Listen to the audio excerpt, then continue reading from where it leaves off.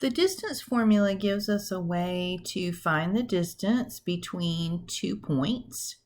So if I'm given 2 points, I'm going to call this point 1 and this point 2, but it wouldn't matter if you labeled them in the reverse order. You'd still get the same answer. This is the x value for point 1, so I'm going to call that x1. And this is the y value for point 1. I'm going to call that y1.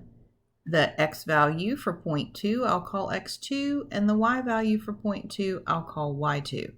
Now that I've labeled them, it literally is just a matter of direct substitution. So I'm going to go through and I'm going to plug in.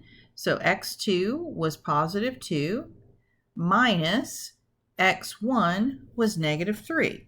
So I'm going to have the square root of 2 minus a negative 3 squared. All right, then for the second part of the formula, we need y2 minus y1 squared. So y2 was 3 and y1 was negative 1. So we're going to have 3 minus negative 1 squared. All right, so to simplify that, 2 minus a negative 3 would be 2 plus 3, or 5, and 5 squared is 25. And then 3 minus a negative 1, or 3 plus 1 is 4, and 4 squared is 16. So 25 plus 16 would give me the square root of 41. If that radical could be simplified, then I would want to break it down further, but that is in simplest form. All right, how about midpoint?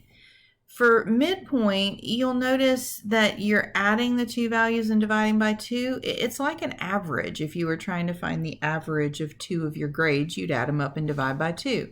So this is the same thing. I'm going to add my 2 x's and divide by 2, and then I'm going to add my 2 y's and divide by 2. So again, I'm going to start by labeling the 2 points the exact same way we did a moment ago with x1, y1 and x2, y2. And so I'm going to add my 2 x's and divide by 2. So that would be 7 and 9. So I'm going to add 7 and 9 and divide by 2. And then I'll do the same thing with my y's. So add my 2 y values and divide by 2. That would be negative 2 and positive 5 divided by 2. All right, so to finish that off, 7 plus 9 is 16. So 16 divided by 2 is going to give us 8. And then negative 2 plus 5 is positive 3. And so 3 divided by 2, we could say 3 halves or 1.5 or 1.5, whatever you wanted to do. But that would be the midpoint of those 2 points.